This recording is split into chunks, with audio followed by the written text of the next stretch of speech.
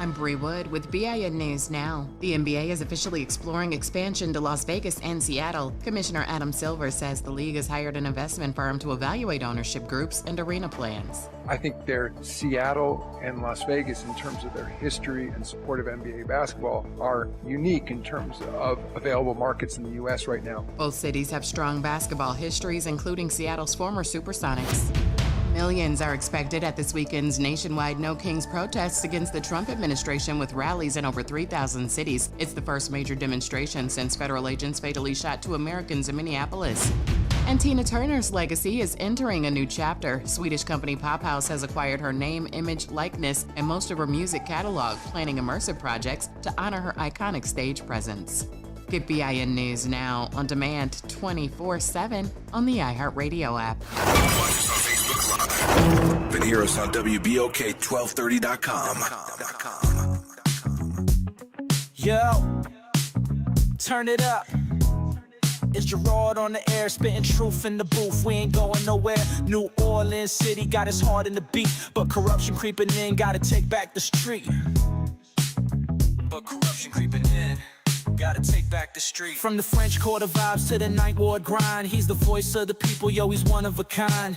Talking about the struggle, the hustle, the pain, but with each word he drops, he's bringing power to the game. Gerard on the radio, calling out the lies, bringing light to the dark, keeping hope in our eyes. He's the voice of the people, making changes unfold. In the city of NOLA, we're reclaiming our soul.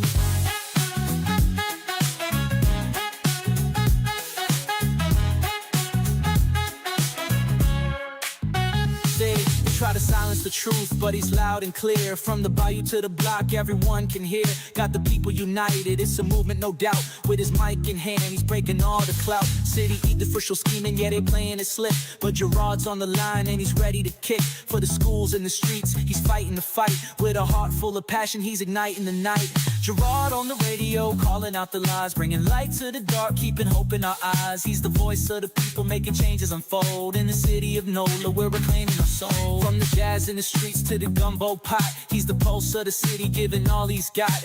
Together we rise, united we stand. With Gerard on the radio, we're taking back our land. So tune in, y'all, let the truth resonate. With Gerard on the mic, we're rewriting our fate. In New Orleans, the power is ours to embrace. Keep it real, keep it loud, let's uplift this place.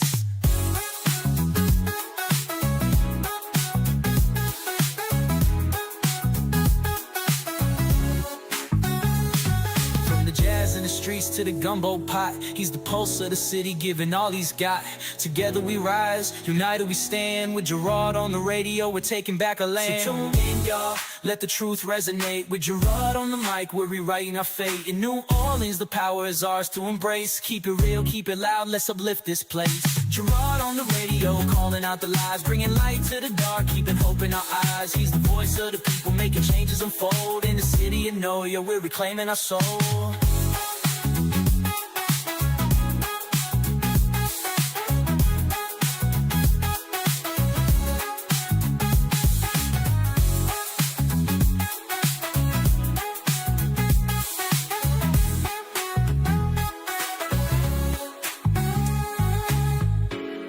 Yeah, tuning out, let the truth resonate.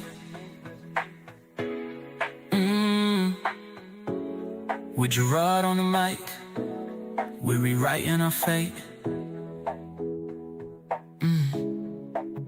In New Orleans, the power is ours to embrace. Keep it real, keep it loud, let's uplift this place. Gerard on the radio, calling out the lies, bringing light to the dark, keeping hope in our eyes. He's the voice of the people, making changes unfold. In the city of NOLA, we're reclaiming our soul.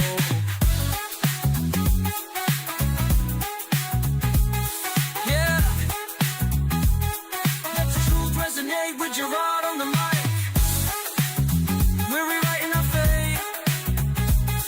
In New Orleans, the power is ours to embrace. In New Orleans, keep it real, keep it loud, let's uplift this place. Yeah. Uplift this place. You don't want to uplift the place? No. You don't want to uplift the place? What's wrong with you? Ain't nothing wrong with me. You're in this place. You don't want to uplift this place? It depends on what place you're talking about. Well, you need a couple of uplifts in a couple of places. So I'm just saying. Look who's talking. You walked into it. There's two of them right under your shirt. You walked into, hey, why you going under my clothes? You can't help but to see them. Oh, Lord. Lappity dappity. Oh, boy, that's all right, boy.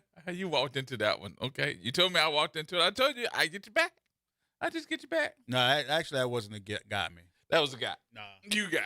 That was You far got from a guy. That's okay, though. You'll be all right. If I was able to respond to you and clap back, it's not a got you. You couldn't clap back on me. You did You not just sat there with respond. the look on your face You like, did not respond, but you're going to be all right.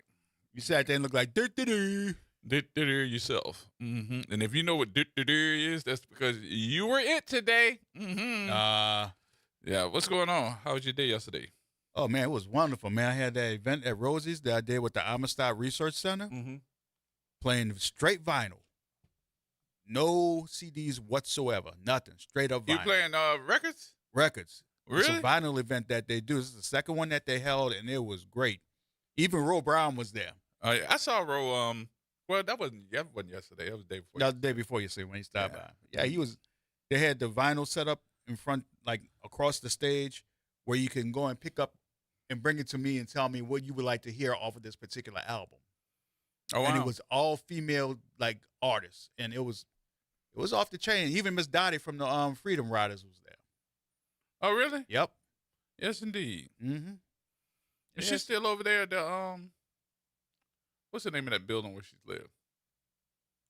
Right off of right downtown by the across the street from the library. What's the name of That I don't know. I'm not sure, but it was really good to see her. She looks great too. Yeah. Yep. And she was up there jamming, dancing, and everything. Really? Mm-hmm. Well, look, you got to think about something. Like, don't crack, boy.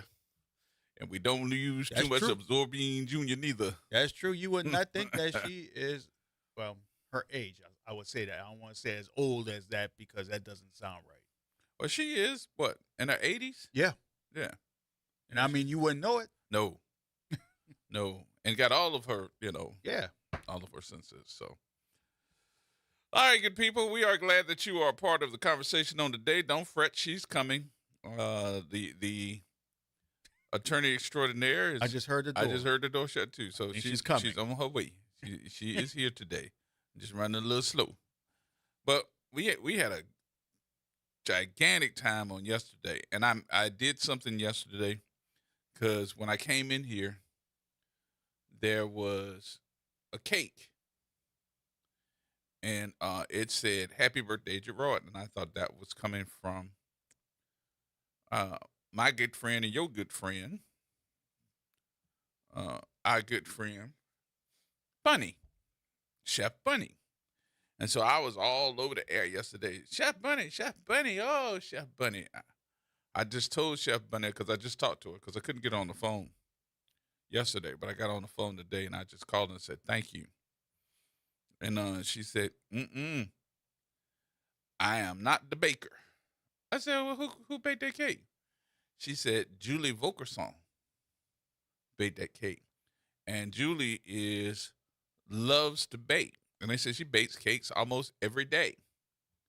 So, Miss Vokerson, Miss Julie Vokerson, who got her new cookbook, by the way, so y'all need to go buy Vokerson's and pick it up. She actually,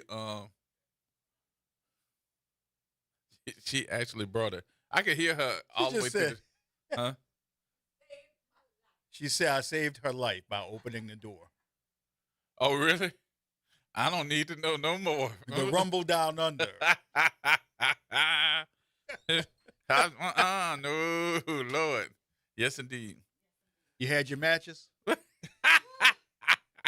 Friday. Lord. That is so funny.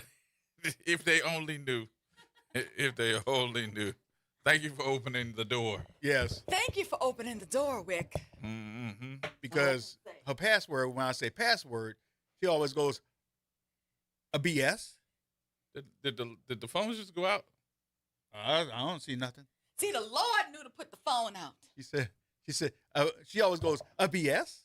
She says the full word. This time she said, BS! Oh, wow. That's a daggone deed. I don't know what just happened, but our phone went out. No, my phone is still on in here. Let's see. Yep, yours is on. Ours is off. I'm gonna do some doctoring. I'm gonna do some doctoring. But I gotta tell you, because I know you had a full day today. I did. How was the conference? The meeting? So I went to a women in law seminar at the University of New Orleans. It was really geared towards people who were interested in being attorneys. So there were, panelists who were law school students. There were panelists who were actively engaged in the profession. And it was for people who thought they might be interested in being a lawyer to ask questions. Well, I just need you to know, don't go in your conference room. Since nobody was there today, I took over the building. Don't go in your conference room. Has the bunny landed in the conference room? The bunny landed and did a little break dancing and a couple other things up in there. Okay, all right. Okay, bunny. Let's hear it for the bunny. So I have done a whole bunch of work up in there today.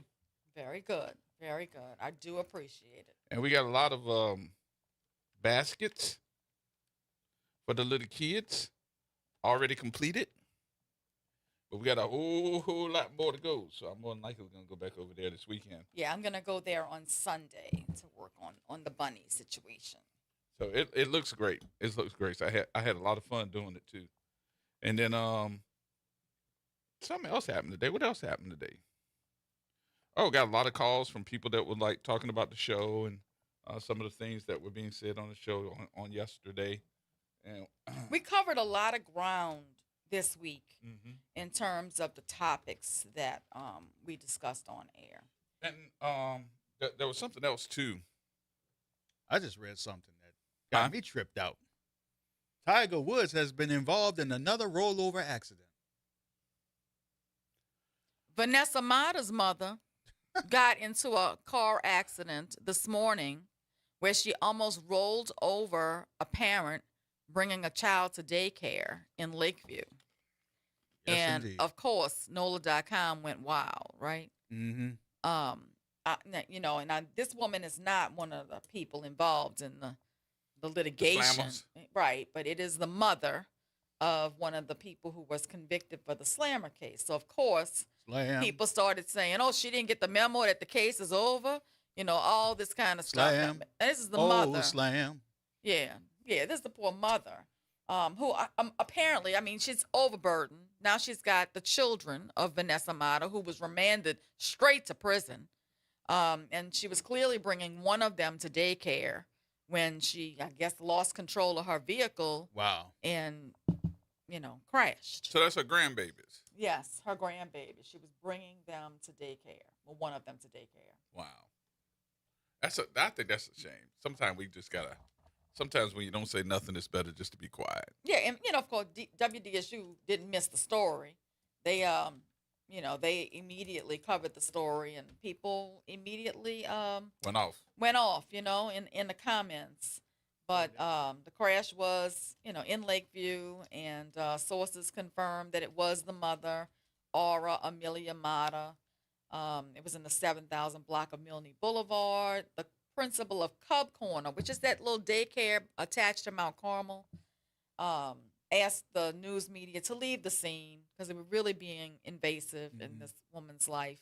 And of course, they showed the daycare the kids attend on the screen and all that, and people were saying that was invasive as well. Yeah, they go too far sometimes. Yeah, it really, it's just another bad thing happening to this family.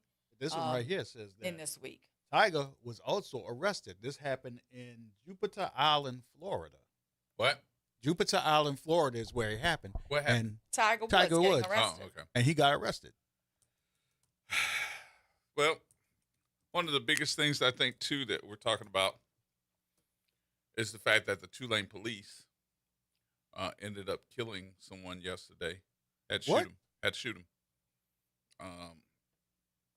And that was because the man was actually walking by folks and shooting them himself.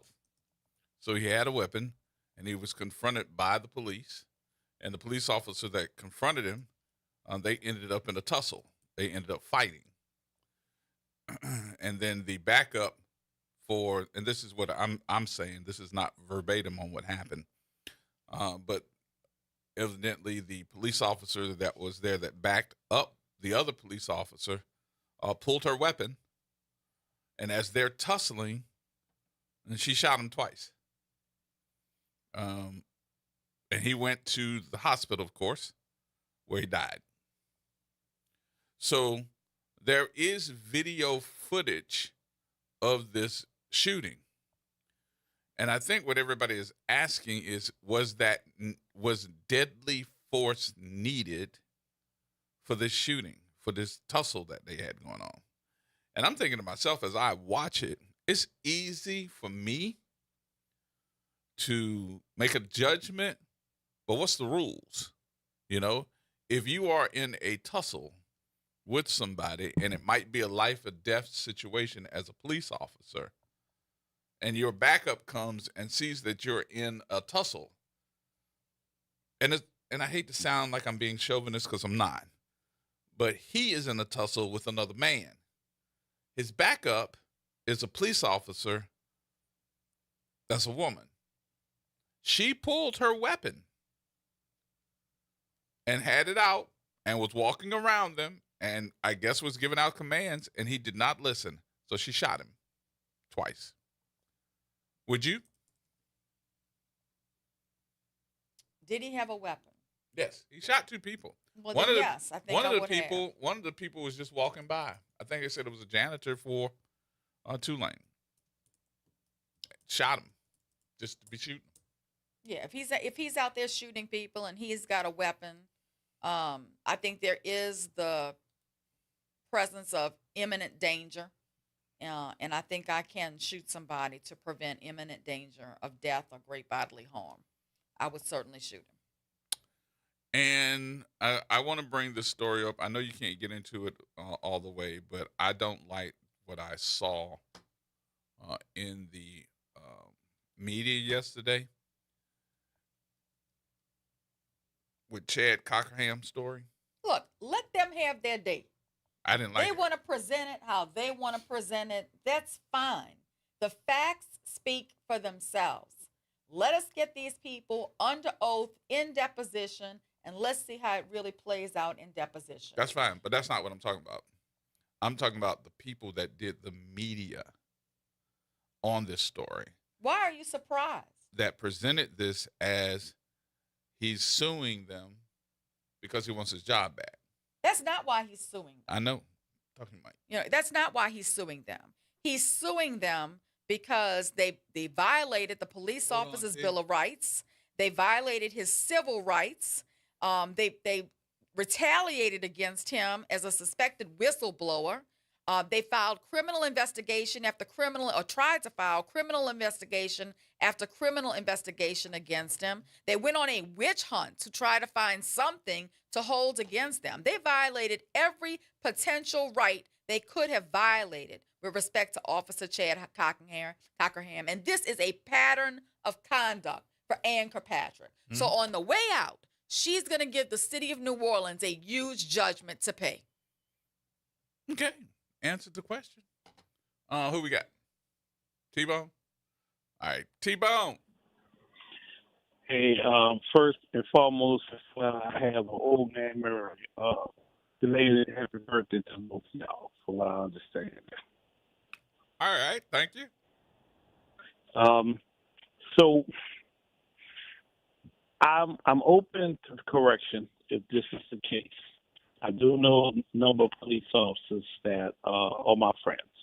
And so in this situation with Tulane, what it is that if the perp has a lethal weapon and is threatening a life or your life, you have the right to use deadly force to defend yourself and defend that individual. Now, all the details of the case I don't understand, but that is the rule of thumb. Now, that is standard law enforcement. In other words, city, state, okay? I don't know what their provision is for Tulane because technically Tulane is a private institution. They're not local state law enforcement. So I'm not sure what their rules are in terms of engagement. But that is the rule. Counselor, am I incorrect in saying that?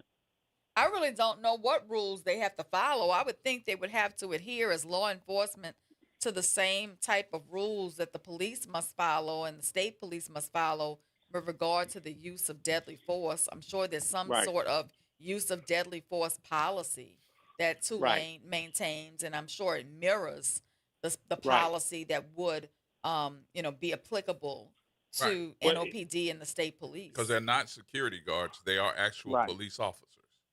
But they're not state commissioned. Yes, they are. See, UNO. Yes, they are. They are post certified. They are post certified.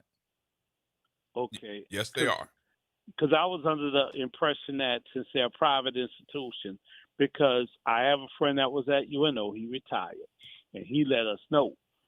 I am state commissioned because this is a state institution. When we take you to jail, there's no small lockup at the campus. We take you to jail. We can remand you to central lockup. We can remand you to NOPD. We can remand you to the state troopers. But when we take you to jail at UNO, because it's a state institution, SUNO goes under the same charter. You go to jail with state charges involved. Now, I don't know how that is for Tulane. LSU is a state institution as well. Dillard is private. I'm just saying, in terms of the rules of engagement, I would think, as the council said, the rules of engagement are the same. Now, there's probably some gray areas depending on misdemeanors, you know what I'm saying, like drug use, other things, But when you mess up with a state institution, you go to jail. That's my understanding. Yeah, I think the use of deadly force by the Tulane University police officers is governed by a combination of Louisiana law, constitutional standards set by the U.S. Supreme Court, and departmental policy for use of force protocols. I would think that police cannot use deadly force unless the suspect poses an immediate threat of serious bodily harm or death to the officer or to others, and the use of deadly force is necessary to stop the threat. I think he did have a weapon. He did have a weapon. He fired a weapon. Right, and because he did have a weapon and he was actively engaged in a tussle with another law enforcement officer, I think the second officer was justified in terms of seeing that the suspect posed an immediate threat of harm to the officer who he was tussling with or to others, since he had already shot two people too, and that the use of deadly force was necessary to stop that threat. So it was necessary in this situation. And even as a citizen, under Louisiana law, Louisiana Revised Statute 1420 and related statutes does cover deadly force even by a citizen when we believe that, we are in imminent danger of harm. Correct.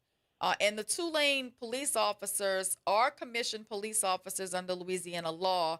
They have full arrest powers, and they are held to the same deadly force standards as NOPD. They're not security guards. They are actually law enforcement officers. They are actually post-certified for hold full arrest powers with statewide jurisdiction. Okay. All right. Yeah. So, but I don't know if you remember this. I don't know if you remember this I'm one. glad to hear you made it another year, bro. Thank you, brother. Because you be down bad. I don't know. God is very forgiving for you, bro. You just be down bad sometimes. Hang up on him. Just hang up on him. Don't even say goodbye. Just hang up on him. But Miss Suzette, God bless y'all both. Thank you so much. Okay? We appreciate the call. Just hang up on him. Hang up on him. Just hang up. Got it? Thank you, brother. More coming up, y'all. Everybody hold tight.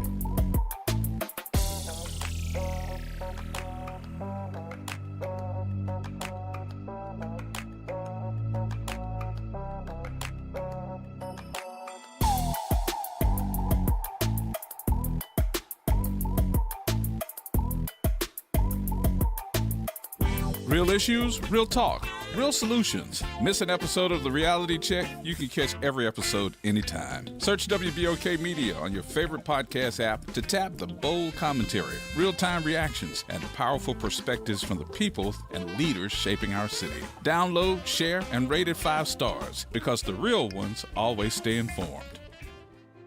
The National World War II Museum. Located in the Warehouse District of New Orleans, the National World War II Museum tells the story of America's experience in the war that changed the world, why it was fought, how it was won, and what it means today.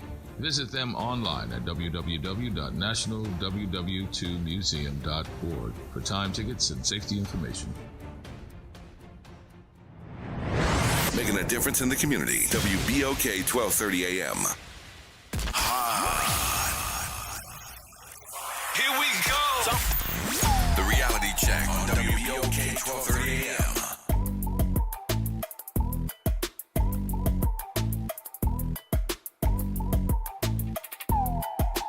All right, folks, welcome back. Welcome back. It is Friday. Yes, indeed. Ready for the weekend to come. And y'all know they said this weekend's going to be a nice weekend. We're going to have some great weather this weekend, too. High tomorrow, like 74. Wow. So I'm glad of that. It was beautiful today. Yep, sure was. I actually took Stacy and another Loyola Law student, Zhao, to Landry's for lunch today after the seminar. It was very nice. Oh, cool. A beautiful day out there. Yeah. All right, Don, what's going on with you? Gerard. Yes, sir. Counselor, happy birthday to both of y'all. Thank you so Thank you, much. Sure. Just, based on what you're talking about now with the shooting, over on Tulane, I agree pretty much with Suzette about the fact that, the guy already had shot, I think, a maintenance worker and somebody else and was scuffling with the police. And, I have no problem with accepting the fact that the woman did what she had to do. But one of the things that they mentioned today was that the guy had just came out of a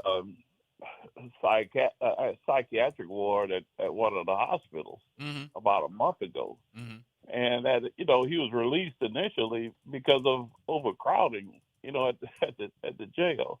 And, this has been a sore spot, Gerard, for a long time with a lot of people about our mental health institutions not being around, since Bobby Jindal decided that they weren't necessary.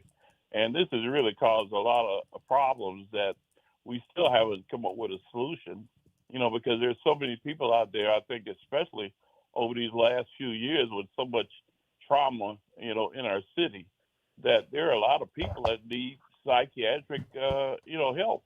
You are absolutely right. You are absolutely right. This incident is bigger than one shooting.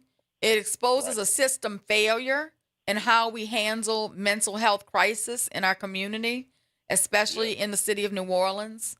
When you're seeing in a case like this, a person in crisis, recently discharged, or not completely treated, and it escalates in a public setting, police become the first responders to a medical issue, and it often has deadly consequences. I think this situation is unfortunately going to get much worse, because if they do indeed decrease the number of judges in Orleans Parish from 26 to 13, which is what I saw today, I guarantee you that it's going to be a very slow roll for people to get out of jail. It's going to lead to more overcrowding.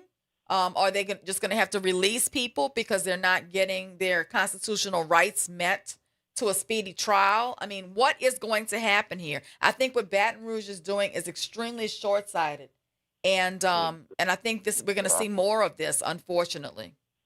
But Don, I think something else. I do think we can add something else to this. This is, and I hate to be the sounder of what happened before, but sometimes we have to bring up how we were prior to even having a conversation about de-escalation. Yeah, New Orleans always had this problem. We didn't just make this up, but it wasn't. And I don't want to say it's just New Orleans. we've always had this problem, especially when it comes down to understanding what is mental health, understanding who needs mental health. I've heard plenty of police officers say, I'm not a social worker. I am trained to take down the threat. And if the threat becomes a threat of life and death, then I have to take out the threat itself. So we've seen in the last, let's name it in years. We've seen probably in the last 5 to 10 years, several conversations about de-escalation training, getting ready to train officers on how they de-escalate situations and making sure that these situations don't become a life or death situation for the victim or for the officer. But the question has been and still is it working? Especially when we're talking about black people. In this particular instance, given the timeline of how this unfolded with the Tulane situation, I don't think they had time to call in a crisis response team. No. There are situations where before they could have called in a crisis response before team. This is not one of them. Before the police officers even got there, this young man had already pulled his weapon and had shot people. Correct. They were responding to what people were saying, that a man was shooting. Active crime scene. Right. An active crime scene. So when he got there, he was trying to talk to the man, and he was walking up on the guy, and they ended up in a tussle. In these situations where people are holed up in a house, it's a domestic violence situation, something like that. That's when a crisis response team becomes invaluable. Having a mental health professional being dispatched first, like models used in other cities. Mandatory stabilization protocols, things like that. All those things could have played a factor in that kind of situation. But in this kind of situation, where things are happening in minutes and it's an active crime scene, I don't think they had any choice but to utilize deadly force. Right. But, I think the sheriff was mentioning about them having, 100 beds that are going to be 80 available, when they open I guess that section of the jail. The one they're building right now. We need 10 times. We need 10 times as many beds as what they're talking about, especially, as you were saying, over the last 10 years, where we know that the situation with mental health has escalated a whole lot more than it has since Katrina. So it's just going to be interesting to see what developments occur as far as them talking about trying to help our mental health people, because right now, I know they got to know there's a lot of people out there that need the help. But anyway, thanks so much for your time, and I'll continue listening. All right, Don. All right, okay, get him. Wait. Got him? Thank you, sir. We're having a little phone issue, so you're going to have to be the phone man today, too. You got a new nickname. Another hat he'll wear today. AT&T. Another hat you'll wear today. Another job you'll have today. AT&T. We're going to rectify this issue. You going to rectify it? I bet he fixed it real fast since he's the one having to deal with it. He done unplugged his. He's going to deal with it real quick, fast, and in a hurry. Yes, indeed. But, part of why the jail is overcrowded is most people in Orleans Parish are awaiting trial, not yet found guilty. That's a problem. And I really think that the court delays are about to increase. Well, that's just one of the factors. You got to think about something with the factors in New Orleans. We keep hearing from law enforcement officials, we're doing a whole lot more. We're doing better. Crime keeps going down. Well, okay. But there is a whole lot more that has been done since we've seen this jail that is overcrowded.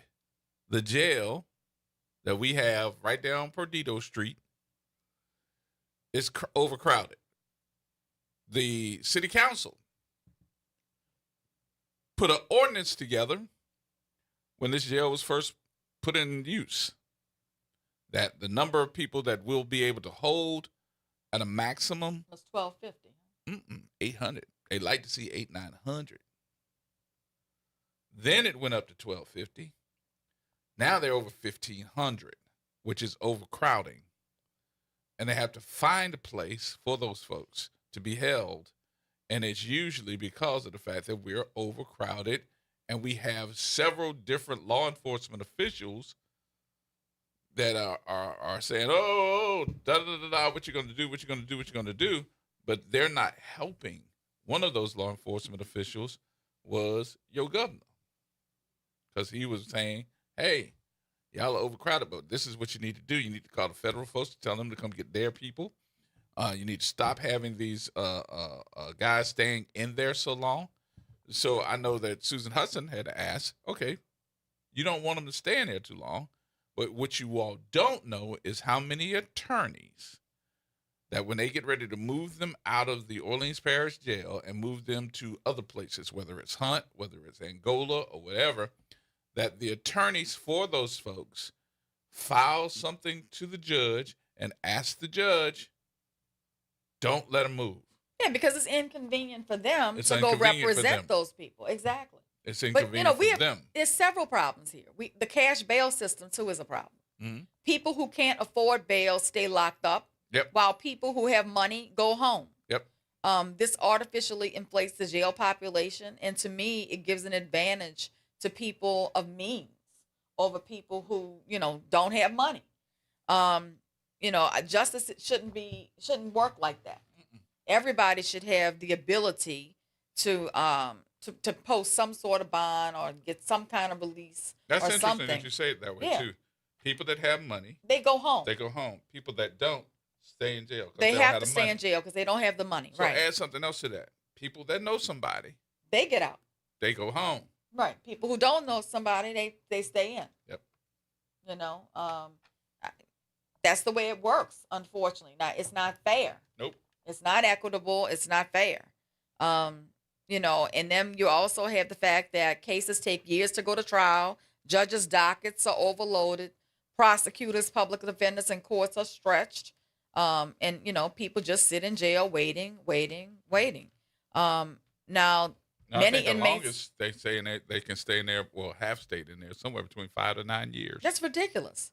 And many inmates are suffering from untreated mental illness while they're waiting to go to trial. And jail becomes the default mental health facility, which also makes it dangerous for the people who work there. Yep.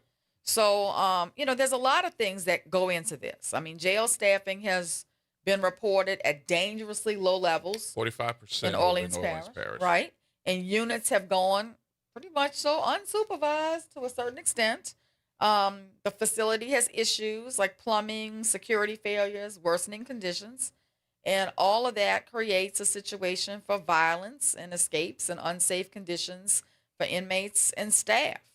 So, overcrowding doesn't just affect inmates, it affects you because violent offenders may be released early due to capacity.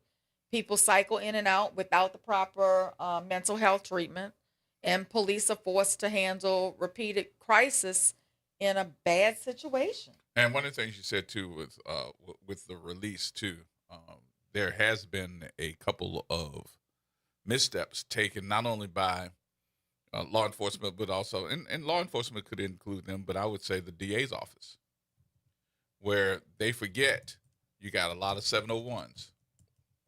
And those 701s or 702s or whatever 701s, I think it's 701s, where they request a speedy trial, gives you 90 days to be able to take this person to trial. If you don't, then you have to release them because of that request. And there were somewhere in the neighborhood of 50 to 150 that had requested that speedy trial, and they forgot it. What was interesting was it was blamed on Susan. But she clapped back. She said, no, not us. We released them because you all forgot that they requested the speedy trial, so we had to release them by law. Now, what does that mean for us? Nothing good, because you don't know the charges that these people are facing. You don't know if they're a murderer. You don't know if they are kidnappers. You don't know. All you know is that they get released. So that's why we're starting to see a lot of these folks request a speedy trial. Can you imagine if this legislation passes where we have less bodies, less judges, less courtrooms to take on this challenge, and they request a speedy trial? How many folks that might be totally guilty are going to walk free? What happened to that exorbitant contract that went to WellPath for mental health They got it. at LSU? They got it. We don't have the facility yet. The facility is not going to be here until, what, August?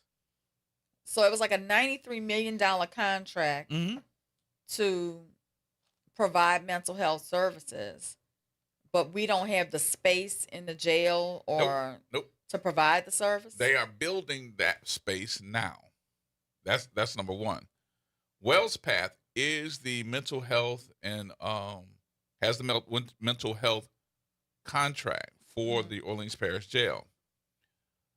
We thought what was going to happen is the fact that they were going to work closer with LSU compared to what they had before, Right. which is better. It is better. I've heard that it's better. We see that it's better, but to hear that just yesterday or day before yesterday that they're firing their medical director made me ask questions. And they did not confront the Orleans Parish Sheriff. Who's firing the medical director? Wells Path. Okay. They fired the medical director over at the Orleans Parish Sheriff's Office and did not have a conversation with any of the folks over at the Orleans Parish Sheriff. None. Because they're independent. And WellPath is out of Nashville, Tennessee. Yep. So why do we have a company from Nashville, Tennessee providing services? That's why I say we were trying to get LSU. in Orleans Parish. Okay. So, Well, maybe that's something that the incoming sheriff can address. well, Maybe she can review that contract and make an adjustment. it was just signed last year. Now, the adjustment was made prior to because they brought in the psychiatrist from LSU. You know who that is? Dr. Ron Bailey. Ron Bailey. So Who happens to be an African-American Right. physician at LSU. and now he is like the president of the psychiatric something society. That is not the title that I know that he wants me to say, but of course he's the president of that organization of the United States. So an African American man is the president of that entire organization that's over all the psychiatry. The APA. Yeah. So it's interesting, a lot of politics, and I can tell you who made the decision on who got what, who got that contract, who got the contract to build the jail, who got the contract to build the hospital, the 80-bed facility, who got it, who the one signed it, who the one made the decisions, who the one. Is that like who? I would think because of the way you're posing the question that you're going to tell us that it was Helena Moreno and J.P. Morrell. It was the entire city council. Okay. They made the decision. I figured that's where you were going to go with it. Yep. You thought I was going to do my hootie hoo? Yeah. Hootie hoo. Yep, exactly.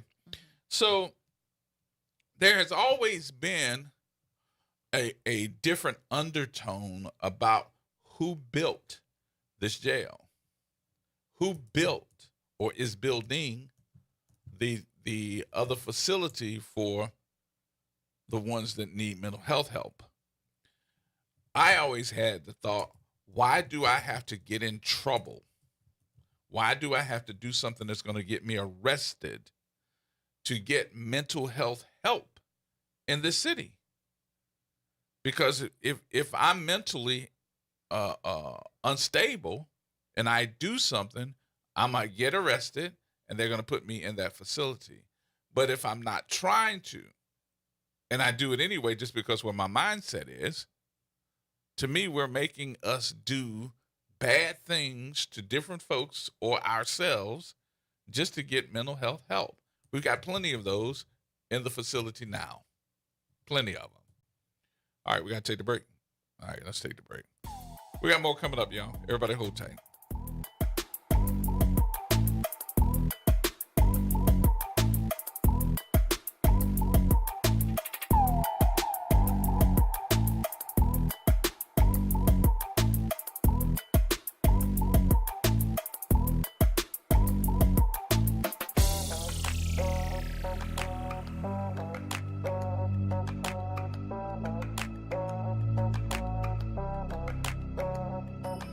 Trying to grow your business or increase traffic to your location? We can help. WBOK 1230 AM has a number of solutions that will meet your individual needs. Give one of our consultants a call today at 504-582-9420 or email us at info@wbok1230.com. And remember, an investment with WBOK is an investment in our community. Call today. New Orleans, the city of festivals and second chances. This is Mr. Rocky of Faithers in Jesus the Christ, inviting everyone to come to the table of grace. No matter where you are or what you're dealing with, guilt, bad habits, mistakes, or heavy hearts, Jesus still calls us his friend, and his grace is waiting for us. Tune in to WBOK 1230 AM or watch live on Facebook or Instagram. We'll reflect on his work on the cross, his resurrection, his ascension, and the hope of his return for we who that believe and have received him by faith. So join us at the table of grace, where mercy is fresh, forgiveness is real, and grace is served for people like you and me. LifeCare provides valuable whole life insurance to cover final expenses such as medical bills, burial costs, and unpaid debt. A final expense insurance policy is fast, easy, affordable life insurance that's available to anyone between the ages of 50 and 80. No medical exams, no lengthy questionnaires, and no waiting period. The application process is quick and easy. You can even apply without having to undergo a medical examination. Just answer a few questions and we'll do the rest. With the average funeral cost skyrocketing to $11,000 and Social Security only paying $255, you need simple, affordable peace of mind for you and your whole family. Don't leave behind unpaid expenses that, if left unattended, will burden your family tremendously. Benefits include a guaranteed premium that will never increase, a guaranteed cash value, and a guaranteed death benefit that can never decrease. To find out how you can get final expense insurance with a guaranteed lifetime rate lock, call LifeCare at 800-571-9955. That's 800-571-9955. 800-571-9955. From Gentilly to New Orleans East, WBOK is what New Orleans is talking about. WBOK. Here we go. The reality check on WBOK 1230 AM. All right, folks, welcome back. I'm sorry, bro. Welcome back. Things that go on here. You must have missed me yesterday. Huh? You must have missed me yesterday. He did. He really did. I really He did. missed you. I was crying. And And you missed the cake. We had cake yesterday. Bull stuff? Two cakes. You missed the cake. I don't need no cake. You sure don't. I don't either. I'll leave it alone. I don't touch it no more. Yesterday, I was walking right here. I was like, shoot. We got full on cake because we didn't know which one to eat, so we ate both of them. And we were supposed to go out to eat, and then we didn't. We didn't go out to eat because both of us was full. From cake. We would have been, that would have just been greed. It's sad. Yeah, it's all right. We were happy. We were happy. Let's finish this conversation too, because I want everybody to understand New Orleans. I think that we have put ourselves out here like we're doing so much,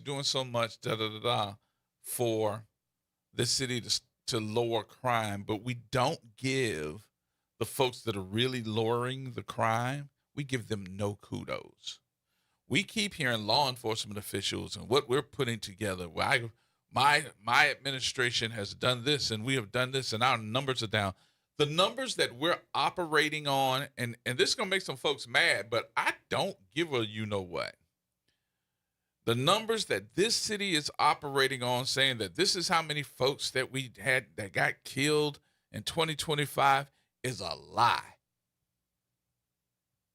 It's a lie. Why are you looking at me like that? You wanted me to finish it?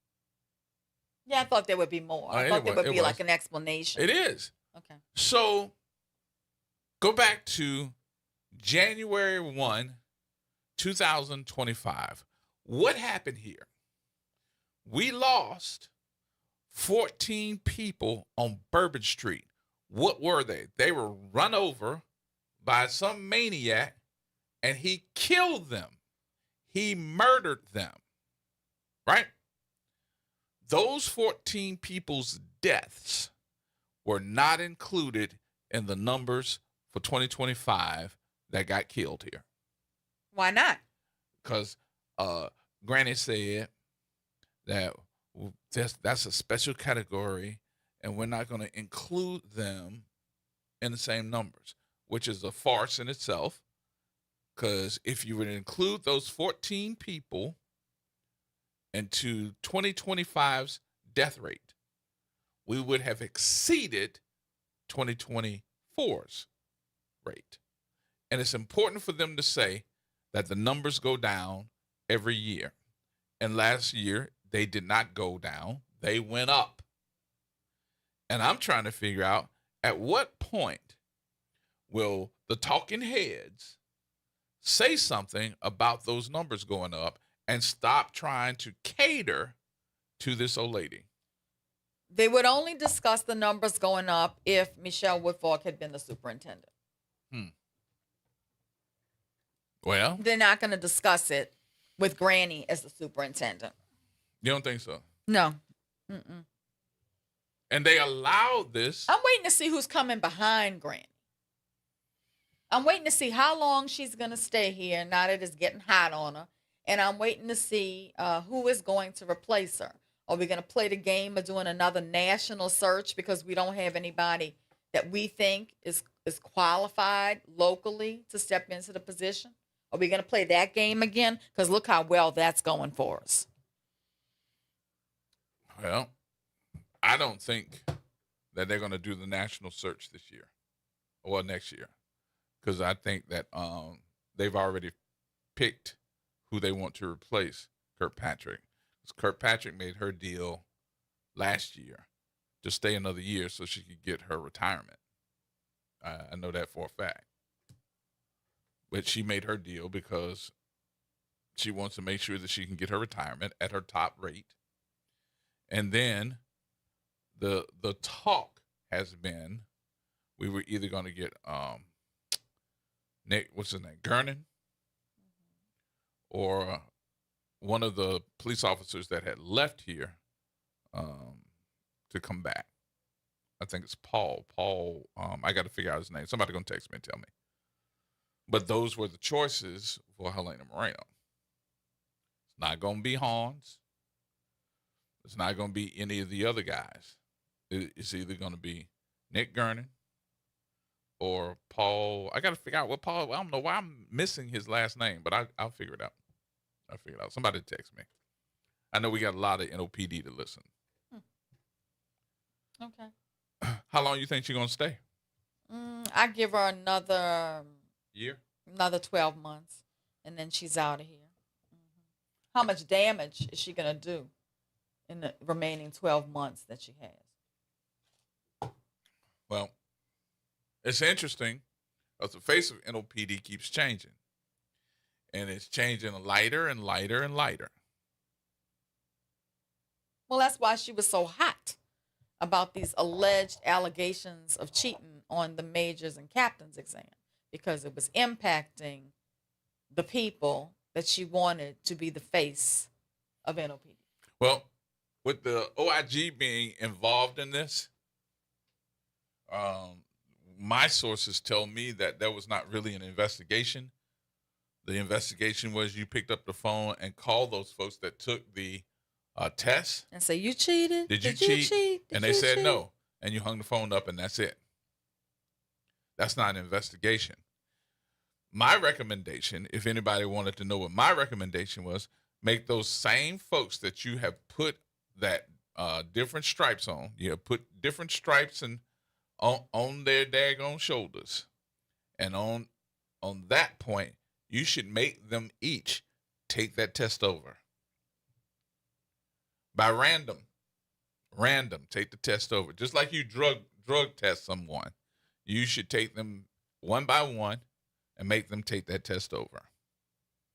And the person who stated that she had a group session with them studying for that test should not be able to give it. She should not be able to give that test because she knows, just like we know, that that is cheating. You're not supposed to do that. And then the other part is tell the federal judge that you ride horses with, Miss Kirkpatrick, to stay out of this. This has nothing to do with you. And stay with the daggone consent decree. Because there are so many things. You all have no idea. So many things that are coming up with this police department that are going to end up being in the news in the future. So many of them. And with all this stuff that's coming out now, it's just pushing them to go ahead on and say, take my case too. Because that's already happening. And I hope y'all ready. And I think one of the best things that we have was the consent decree. We are not ready to get out of it. There is so much underhanded stuff that is coming out. And it will come out within the next 6 months to a year. So just get ready.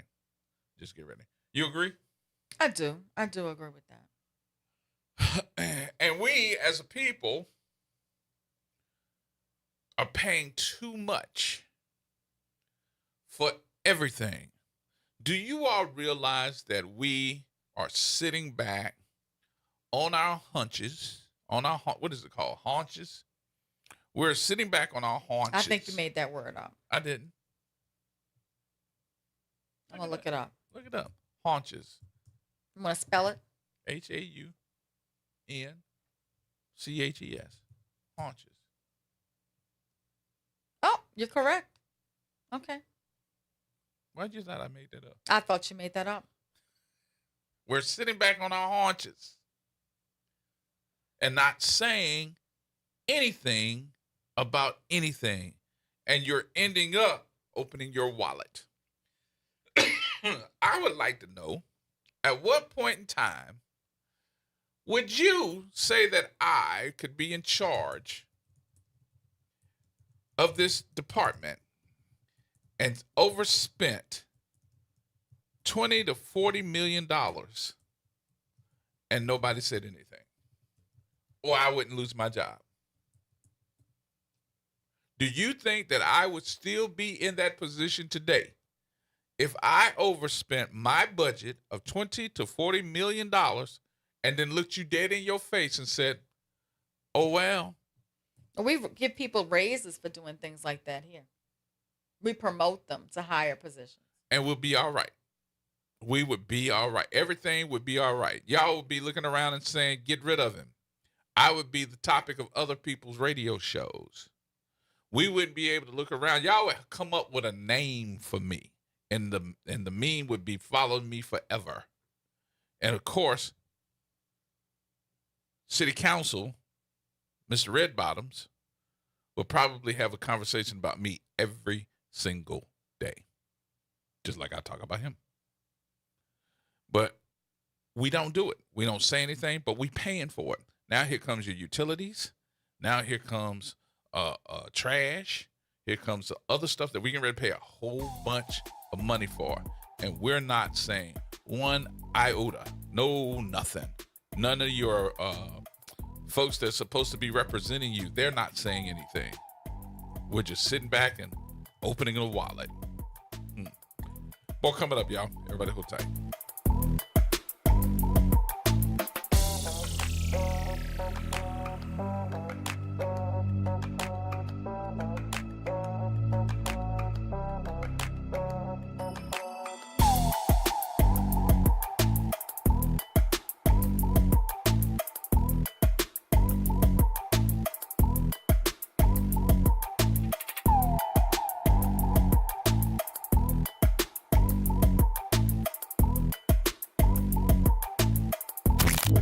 campus of Xavier University. Look. WBOK Go, an equity media station. I'm Bree Wood with BIN News Now. Texas is moving to ban undocumented immigrants from getting professional licenses. The state's licensing department says licenses are a benefit for citizens only. The board's attorney, Derek Burkhalter. The department carefully reviewed concerns and determined that the proposed rules do not impose unreasonable burdens. Starting in May, the rule will affect electricians, AC repair workers, hairdressers, and more. Delta is suspending perks for members of Congress during the government shutdown, saying resources are strained while TSA agents go unpaid. Some perks include VIP escorts. TSA callouts in Atlanta have topped 40% on certain days, worsening airport delays. And Nia Long has filed for a restraining order against a woman she says has stalked her for more than 2 years, even showing up at her LA home. A judge denied the immediate request with a full hearing set for April. Get BIN News Now on demand 24/7 on the iHeartRadio app. Here we go. The reality check on WBOK 1230 AM. All right, folks, welcome back. Welcome back. It looks like there's getting ready to be some question about this Tulane young man that got shot at Tulane by the PD, police department. It's all over the news now. Yeah, the family is asking questions. They want answers. So we'll stay on top of this as well. All right, let's go to the phone line. Let's go down to Texas. What's going on there, Galloway? What's going on, Brother Gerard? What's happening with you? No, I'm sitting here waiting on the little robot. The little robot got to make his deliveries. I'm waiting on a chainsaw and a couple of 40s. So that's what my dilemma is today. Yes, indeed. But you a couple of things about this Tulane shooting. From the video that I've seen, this is not a Tennessee versus Gardner. If you know what Tennessee versus Gardner is, it's a suspect who committed a felony and he was running away from the police, and the police end up chasing and shooting him. They ruled it, and that went to the Supreme Court. You cannot shoot a fleeing felon. Right, you can't shoot him in the back. Yes, correct. Now, this was a crime that was committed. Even though he had not shot that officer, he had a weapon, and they was in a tussle. So the partner fit for not only his life, the partner's life, and the public. I hate this for the family, but they're not going to get any justice, not even a civil lawsuit. And that's according to self-defense law. That's going to be the state, everybody. Jason Williams is not even going to entertain this as a crime. I'm sorry to let the family know that. Wow. And I'm not being rude. I'm just being real as possible. And if you go back to 2012, I'm going to take you back a little bit. You had Sandy Hook. Then in 2015, you had San Bernardino. Then President Obama signed a bill, and it went to the Social Security Administration people. So if you was mentally ill, deemed by mentally ill, and you was getting disability benefits, you could not own a firearm. 75,000 people met that criteria. In 2017, February to be exact, of 2017, Donald Trump reversed that law. So this young man shouldn't have probably had able to access or be around a firearm.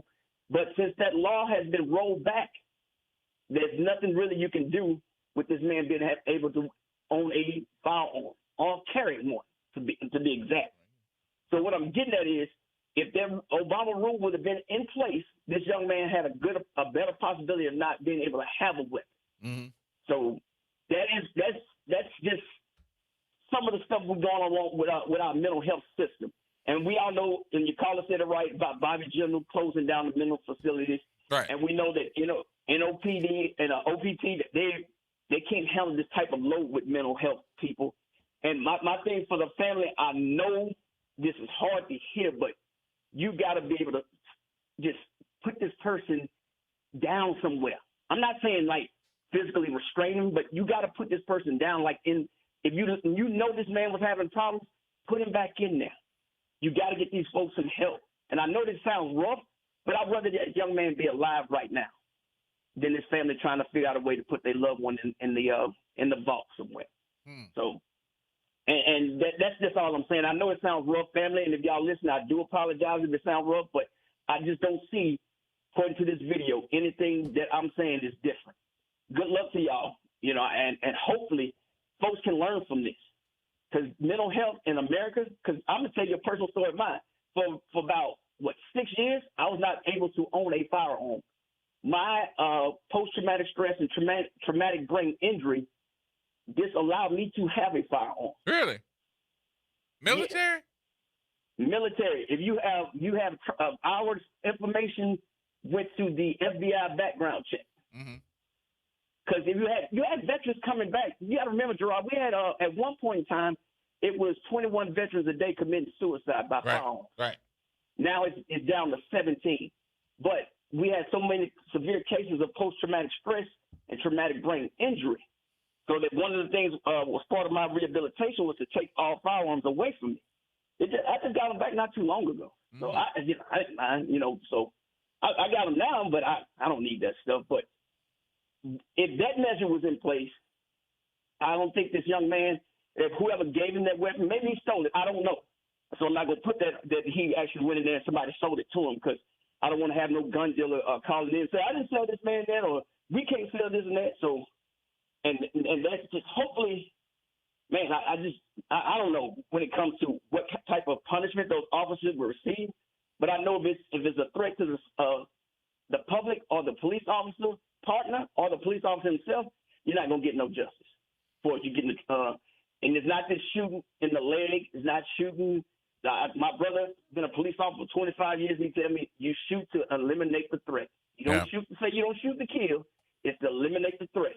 Whether you shoot that person one time or 500 times, eliminate the threat. And if they felt that he was a threat, especially if you're touching him with a partner.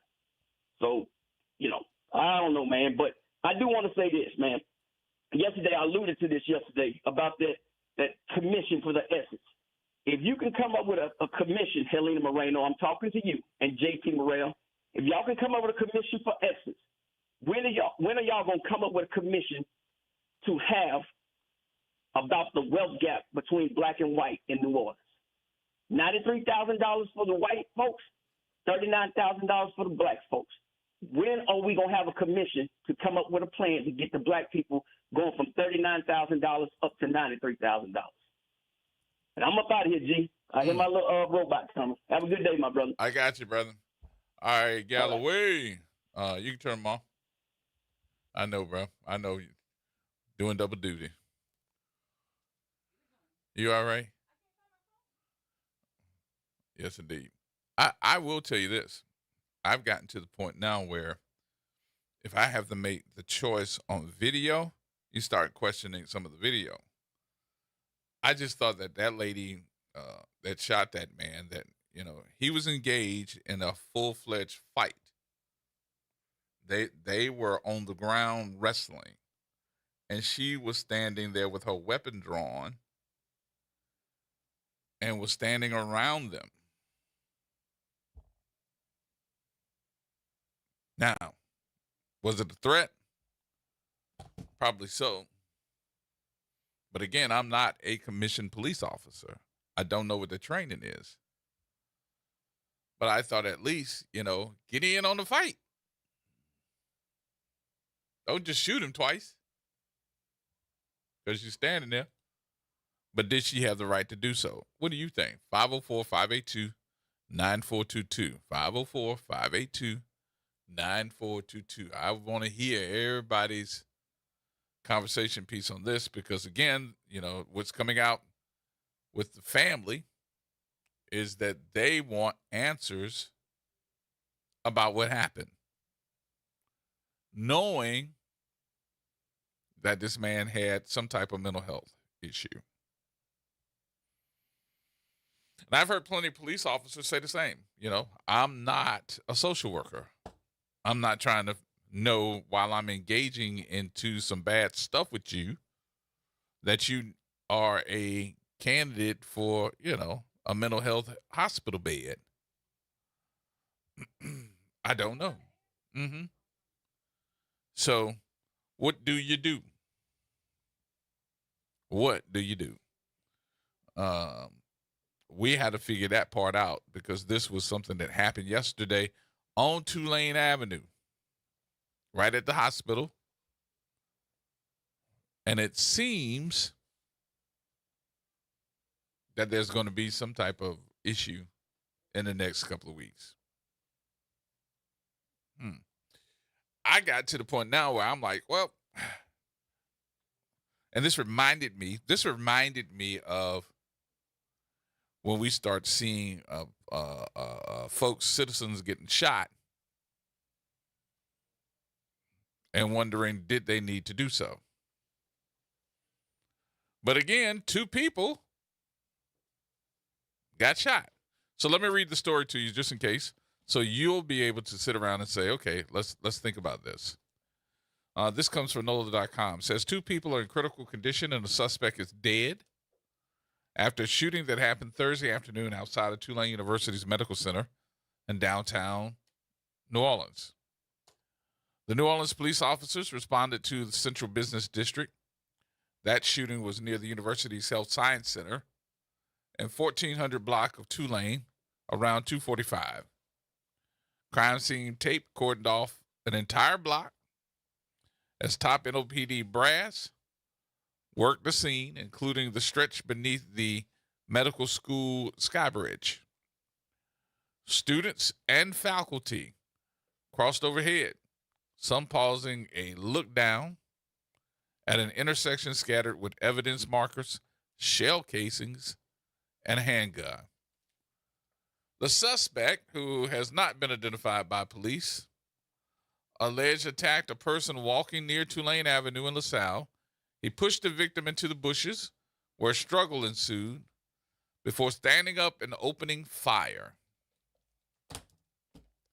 The perpetrator starts to cross the street a couple of times, and when he comes back, he continues to shoot. The suspect also shot a Tulane maintenance worker before a Tulane University police officer who had been working a service call at the nearby Hutchinson Memorial Building arrived and shot the suspect.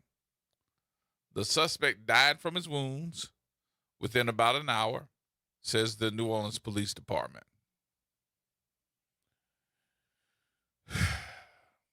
NOPD's Force Investigation Team was on the scene investigating the Tulane use of force by the Tulane officer.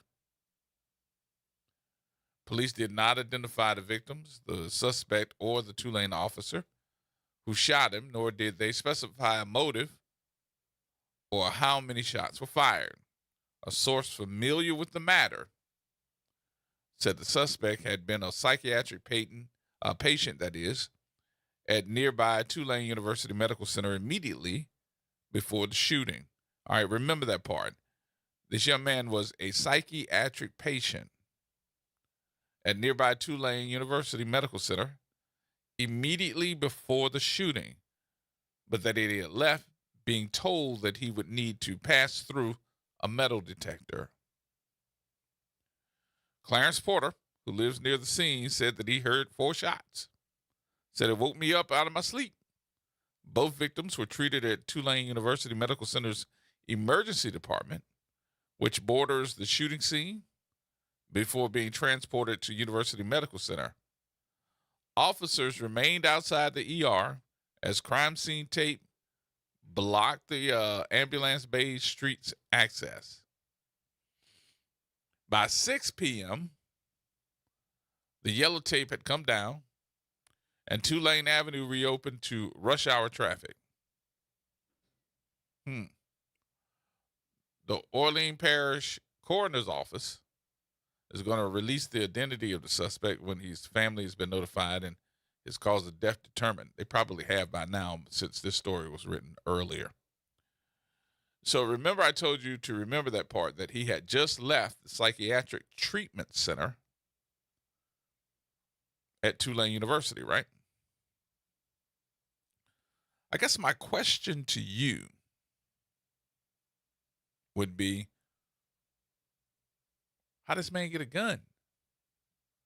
We just heard what Galloway just said. Galloway said, hey, man, look, I couldn't get a gun because of what was on my record, because of my military PTSD. I had to wait a while. So somebody at Tulane University's medical center in the psychiatric ward. How is this person with a gun? Are we selling him a gun?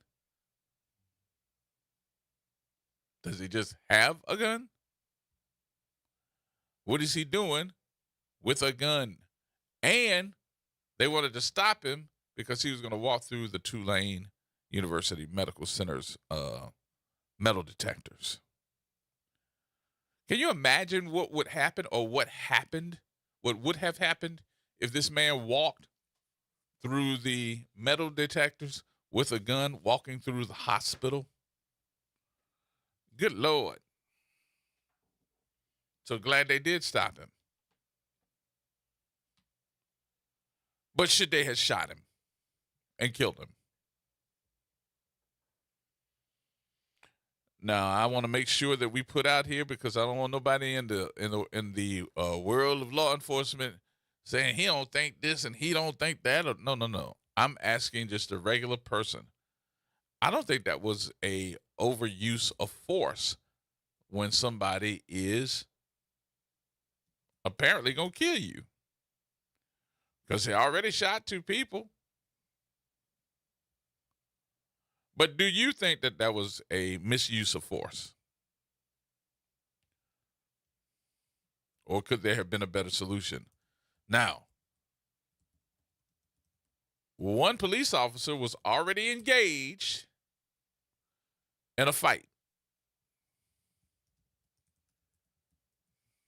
with the suspect. Here's my problem. If I was the police officer engaged in the fight,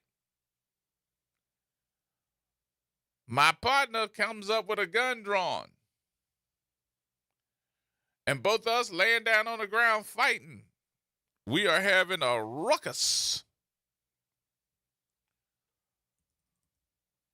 If you pull that trigger, girl,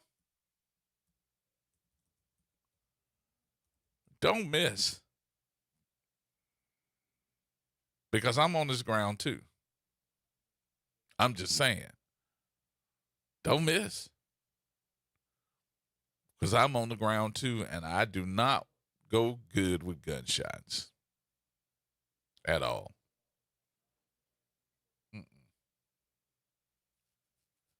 But what would you have done? Law enforcement training? No law enforcement training? Would you have done the same thing? And will there be some type of lawsuit or something of that sort? Because I just don't think that he has got any ground to stand on. None. 0. And neither does the family. But I am hoping that we will find out how he got this gun. If he is a candidate or even a student of this university's mental health ward. Almost lets you know that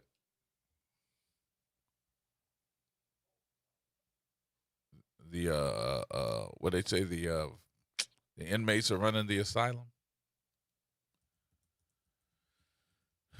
Okay, so they have identified him. The man killed by police officers allegedly shot 2 people outside of Tulane University's medical center in the Central Business District was Lafimis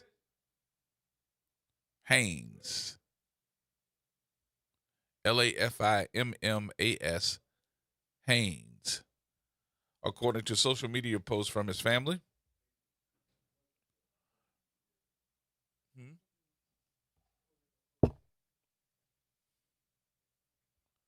And the source familiar with the matter. The New Orleans Police Department said that Haynes was 38, shot 2 people.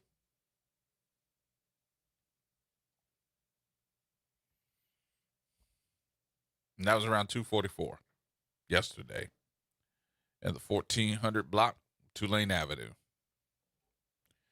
in the midst of a busy medical corridor bordered by the medical school and Tulane University Medical Center's emergency department before being fatally shot by a responding Tulane officer. The source familiar with the matter said Haynes was a psychiatric patient who had recently been discharged from University Medical Center. He had just left Tulane University Medical Center after being told that he had to pass through a metal detector, not a medical detector, but a metal detector, when he allegedly opened fire around the corner from the hospital. Now, family members are speaking up about the incident on Friday, protesting the officer's use of force, which is being investigated by the New Orleans Police Department's Force Investigation Team in the Facebook post. Family members allege that Haynes had been disarmed by the time that he was shot. NOPD Superintendent Ann Kirkpatrick on Thursday said there's no video footage of the shooting that is being reviewed by investigators. Well, there is. I said no, but there is video footage. Where was it? How did it get in the drawer? You put it in the drawer over there? No, in a drawer in the whole other office. Somebody stole your phone? Yes. But I found it. I'm a great detective. Somebody stole your phone? Yes. From the time that you got here? Yes. Emil just did the Find My Phone. And it took me way across the hall into a desk drawer. Somebody put it in the desk drawer? In the desk drawer. Was there anybody there? No. You probably left it in the bathroom. Maybe. Somebody picked it up and put it in the desk drawer and walked away. Maybe so. Nonetheless, thank you. I have it. Yes, indeed. The police said, call the police. Oh, Lord. Crime solved. You put that phone down and somebody put it in the desk drawer. Maybe so. They ain't want to steal it. Crime solved. All right. So, my question in this case, which is now making the news for, which is 5 o'clock? The 5 o'clock news. Does the average person think that this Tulane police officer was wrong in using deadly force? Do you think so? I don't. All right, we'll take the break here. We'll come back. We'll have some more conversation in just a minute. If Ding Dong is listening. Ding Dong. Ding Dong ain't listening. We'll take the break. We'll come back. Have some more conversation in just a minute, y'all. Everybody hold tight. It's Friday. More coming up.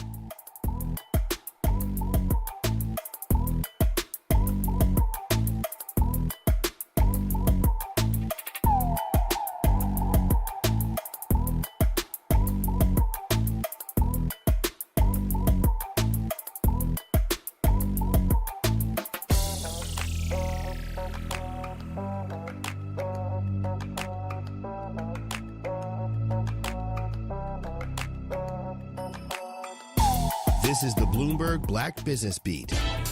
Conflict in the Middle East, mixed feelings about artificial intelligence, and more are causing turbulence in markets. But when things are volatile, John Rogers sees opportunity. Rogers is founder, chairman, and co-CEO of Ariel Investments, one of the largest and longest-running black-owned investment firms in the country. Recently, he spoke at Bloomberg Invest and said that while AI-related stocks are booming, he's concerned about long-term success. What happens when these types of booms happen, there's so many companies that everyone gets excited about. There's going to be a few that'll be the long-term winners, but it's very, very difficult to see that.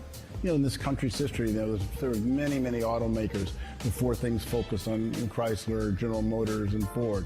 Trying to pick which are going to be the ultimate winners is exceedingly difficult. Instead, Rogers focuses on companies and sectors that need human intervention to succeed. I'm Bloomberg's Justin Milliner on the Black Business Beat.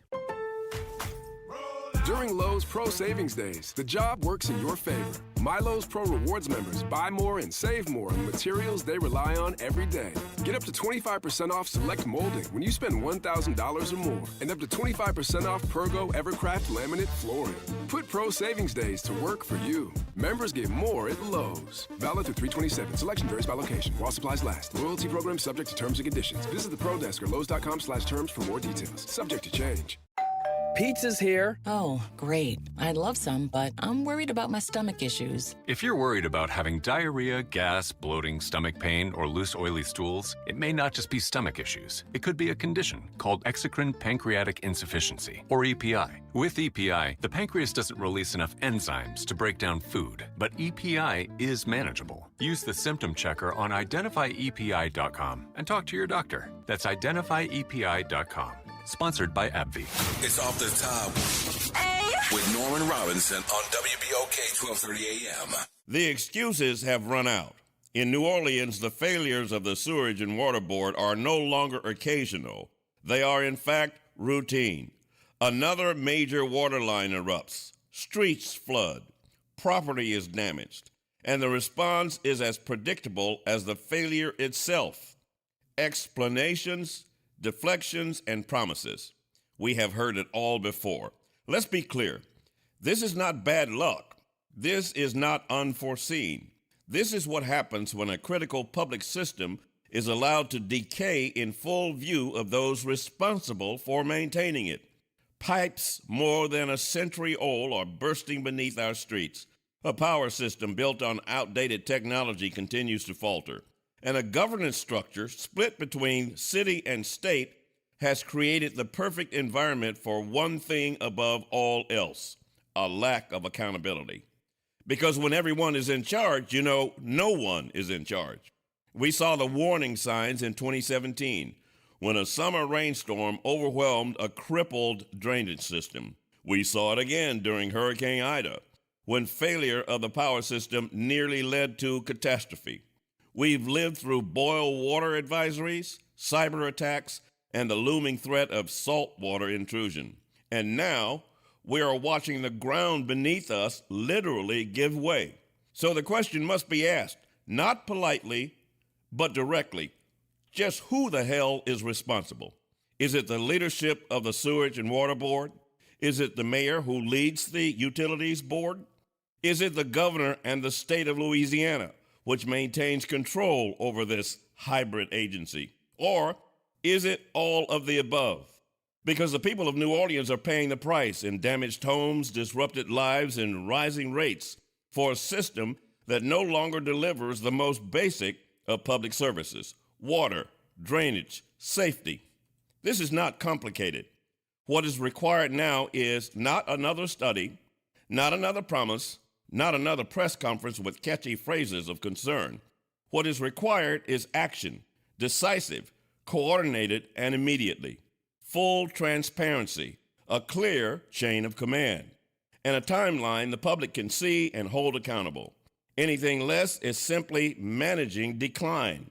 And in a city like New Orleans, where water is both a fact of life and a constant threat, managing decline is just not responsible.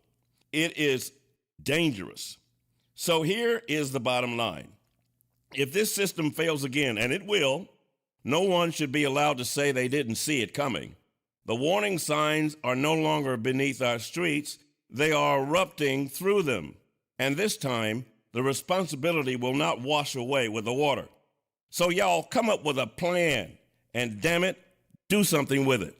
This is Norman Robinson Off the Top. Late nights are made for chillin', and you can do just that every Sunday night at 10 p.m. as DJ Wick brings you The Love Zone. It's the perfect way to top off your weekend with your favorite old and new school ballads. So sit back, relax, and let DJ Wick take you to the Love Zone on WBOK and on the World Wide Web at WBOK1230.com. Come celebrate the history, legacy, and culture of the African diaspora with the Congo Squares Rhythm Festival presented by the New Orleans Jazz and Heritage Foundation on March 28th and 29th in Louis Armstrong Park. Don't miss 2 full days of live musical performances featuring Chawa, Zigaboo Modaliste, Big Sam's Funky Nation, and many, many more. A variety of food vendors, handmade works of art, and the return of the highly anticipated Class Got Brass competition. This event is free and open to the public. For more information, visit CongoSquareRhythms.com. Welcome to Chemical of the Month from the Community Scientist and Rise St. James. This month's focus is polycyclic aromatic hydrocarbons, or PAHs, formed when fuels like oil, gas, wood, or trash are burned. These chemicals can enter the air we breathe and settle into our soil and water. Many PAHs are known carcinogens, adding to the health burdens faced by communities living near industry. Learn how to protect your health at risestjames.org. Making a difference in the community. WBOK 1230 AM. Here we go. The reality check on WBOK 1230 AM. All right, folks, welcome back. We're back, and the family has now weighed in on this shooting at Tulane Medical Center. This is the most critical new fact. Now it's being alleged that Haynes allegedly reached for the officer's gun during the physical struggle. And why that matters legally is courts have consistently held that if a suspect attempts to disarm an officer, that alone can justify deadly force. Because if the suspect gets the weapon, the threat becomes immediate and potentially fatal. Mm-hmm. But the family is pushing back to say that he may not have actually possessed the gun at the moment of the shooting. Mm-hmm. So this case will now turn on seconds and not minutes. So, at the exact moment the female officer fired, they're saying the gun may have been on the ground and not in his possession. So one of the things that we know, and any law enforcement officer or have been a law enforcement officer, you probably hear my phone go off because I know NOPD, y'all are not allowed to speak to press in the way that, even if we friends, y'all can't go on the radio. But one of the things that I know for a fact that you cannot just grab a service weapon, even if when it's holstered, that weapon has to be unlocked from that holster. And if you don't know what you're doing, that service weapon is going to stay in that holster. Well, the officer says he holstered his weapon before approaching. Mm-hmm. And he did. That suggests an attempt to de-escalate or go hands-on, not an immediate shoot first response. This supports the argument that the officers initially attempted less legal engagement. But it also created a close-quarters struggle, which is inherently more dangerous. The female officer fired 3 shots during the struggle, and her legal justification will depend on what she perceived in that moment, whether she believed her fellow officer's life was in danger or others nearby, even her own life, might have been at risk. The family, however, is raising 2 key issues. 1, was he actually disarmed at the moment of the shooting? And 2, why not use a taser? This is a common public question, but legally, officers are not required to use the least force possible. Only a reasonable level of force under the circumstances. So in a ground struggle over a weapon, tasers are often ineffective and too slow, and that's why they might opt to utilize the gun.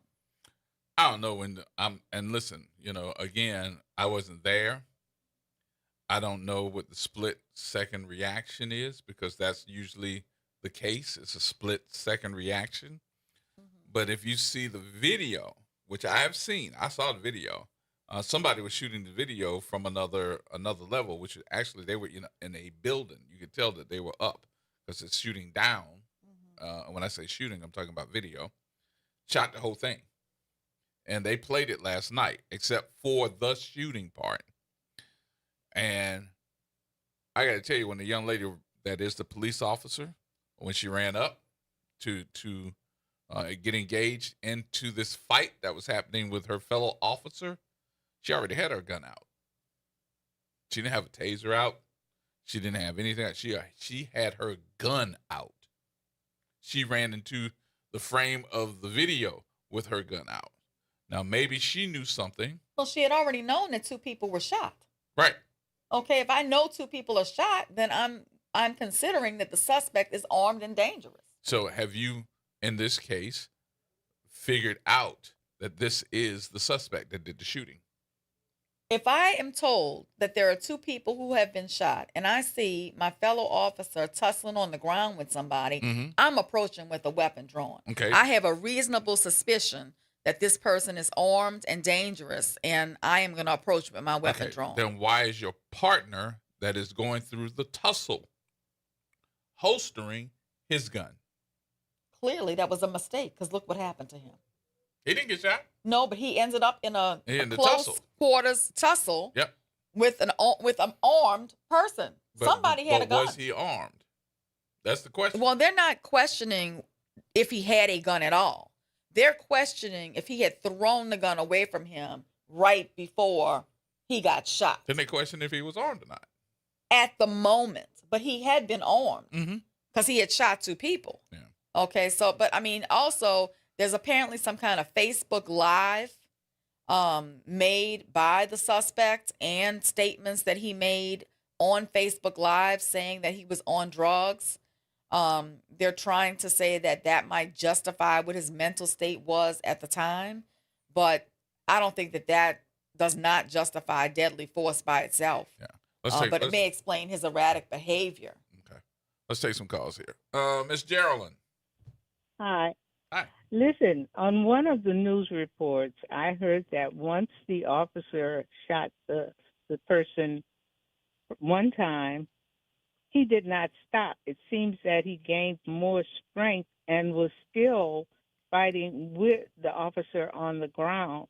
So the first shot seemed to be ineffective, which prompted, I guess, the second shot. I don't know. I know that she was and when I say she, I'm talking about this police officer. And I hope nobody thinks that I'm picking on this police officer, because I do not know who she is. And again, I'll be the first one to say that I wasn't there. And that's a split-second decision that you either have to make or not make. And I know that she would feel a whole nother way if that is her partner and something had happened to him where he got hurt. Right.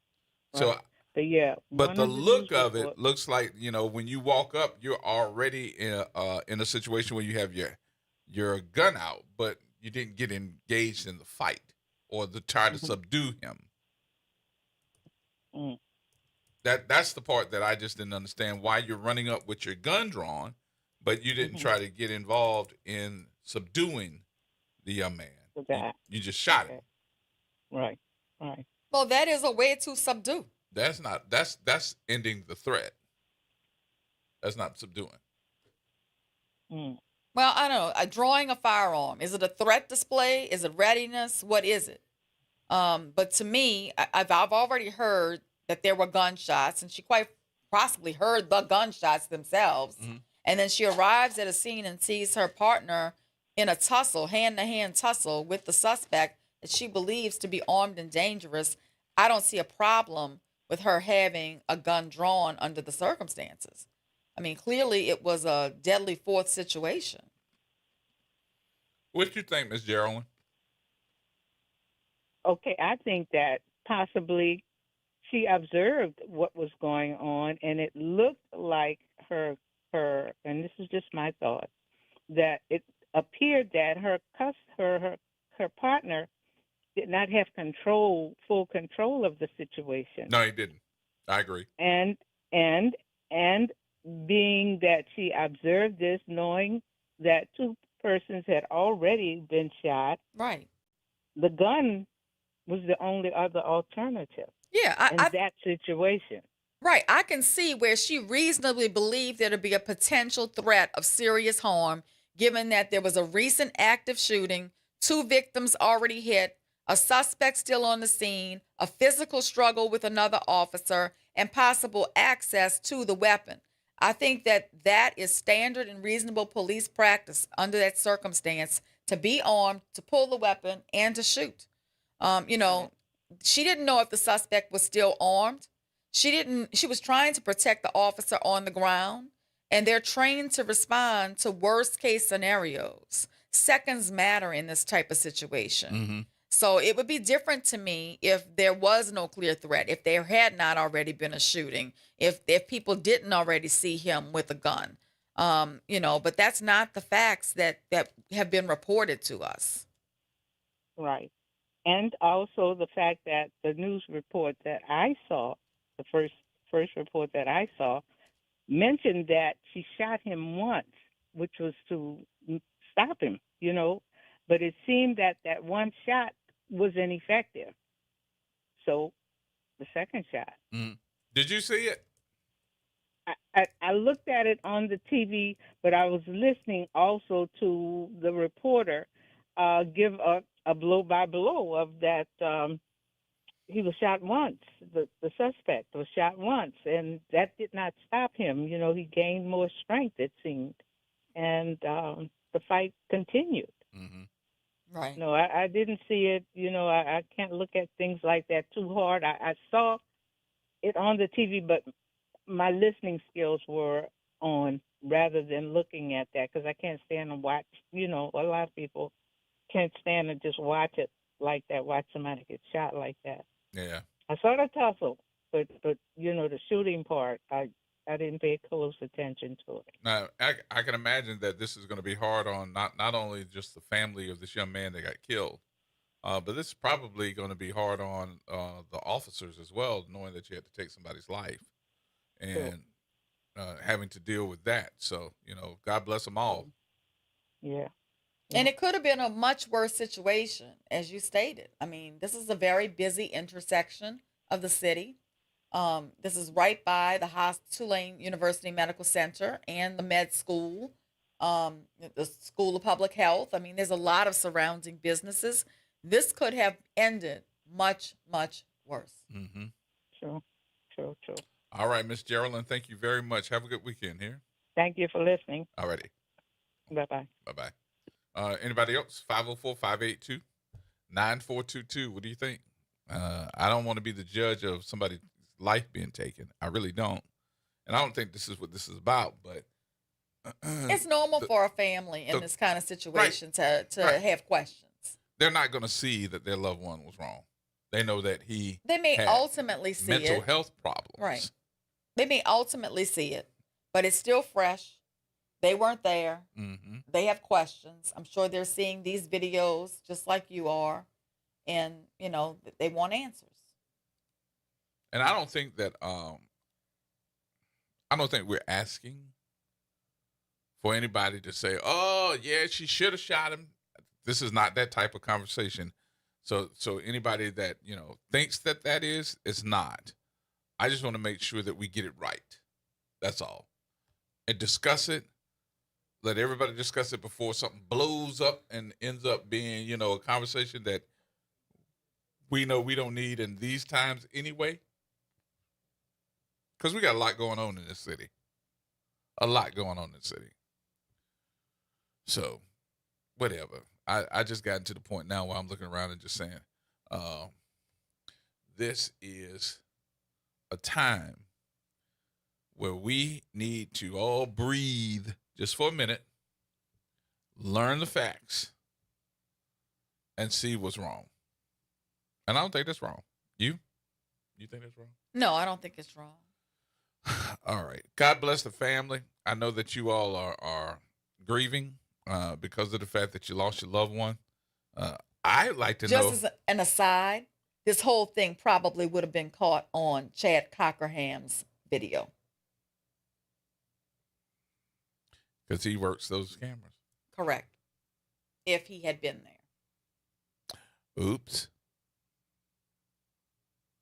I'll just leave it alone. Oops.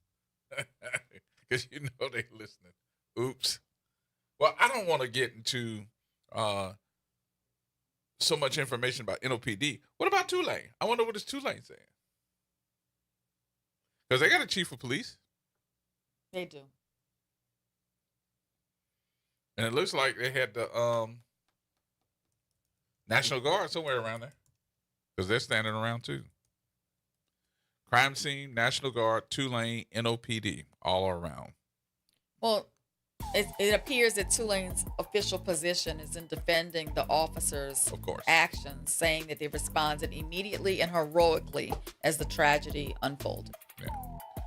We're going to come back. I'm going to send you some audio.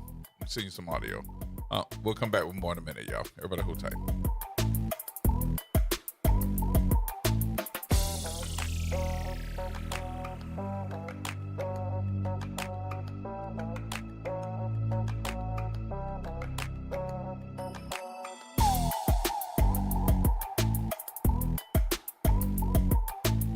AURN News. The Senate ended a 6-week partial government shutdown early Friday, approving funding for the Department of Homeland Security, but deferring the battle over ICE to a later budget process. It was a 3 a.m. vote after 41 days of stalemate, excluding funding for ICE and Customs and Border Protection. Agencies Democrats want to defund as part of their opposition to the Trump administration's immigration crackdown. Republicans, who control the Senate, will seek to fund those two agencies through budget reconciliation. That process requires only party line votes. Now, the House is expected to vote this weekend. That standoff revealed deep partisan division over immigration policy. Democrats failed to secure restrictions on ICE operations, while Republicans did not secure the SAVE Act. On Thursday, President Trump declared that he was going to redirect funds for TSA salaries, many questioning why didn't he do that earlier. For AURN News, I'm Ebony McMorris. Missed a show? Want to hear that guest everyone's talking about? WBOK is now streaming on all your favorite podcast apps. Just search WBOK Media, hit download, share with a friend, and don't forget to rate your favorite shows 5 stars. Because when our voices are heard, our impact grows. Well, Saints of God, this is Pastor David Impartan Sr. coming to you over the airways of WBOK, your favorite host of Change Your Water, Change Your Mind. I want to invite you to our show every Saturday from 1 o'clock to 2 o'clock p.m. That's Change Your Water, Change Your Mind. I want you to invite your family and friends to a broadcast that's designed to change your life, the way you think, the way you act, and what you eat. We want you to tune in every Saturday at 1 o'clock, WBOK, 12:30 a.m. See you on Saturday. Greetings and salutations. I am Elwood B. Coulon Smith, chairman of the board of the New Orleans Regional Black Chamber of Commerce. We'd like to invite you to tune in every Wednesday at 12 noon on WBOK to listen in on Black to Business and be a part of the movement that's going on. Thank you. Transform your bathroom with the beautiful quality of Bath Planet. As a trusted leader in bathroom renovation, Bath Planet has earned the Good Housekeeping seal, a symbol of quality and consumer confidence for over 100 years. Get half off installation or 18 months with no interest and no payments. Whether it's tub replacement, a shower replacement, or a tub-to-shower conversion, Bath Planet makes your custom bath fast, easy, and affordable. Here's how it works. 1. Call to schedule your free, no-obligation consultation. 2. Our design experts come to you with real samples to customize your dream bath. 3. Our certified installers complete the transformation in as little as 1 day. And right now, for a limited time, you can upgrade your bathroom for 50% off installation or choose 18 months with no interest and no payments. But you need to call now. This special offer is only available by calling 800-981-8177. That's 800-981-8177. Call 800-981-8177 right now before the offer ends. Get in on the conversation at 504-582-9422. Here we go. The reality check on WBOK 1230 AM. All right, folks, welcome back. Welcome back. Last few minutes here before we call it a weekend. Mr. Harold. Yes. I thought I would holler at you for a minute. Yesterday, your birthday, I have a brother that his birthday was yesterday. So, anyway, I'll tell you more about that. You're a real good dude. A real good guy. Well, he's an inventor. And, you know, years ago, when people travel with their luggage, there were no wheels on the luggage.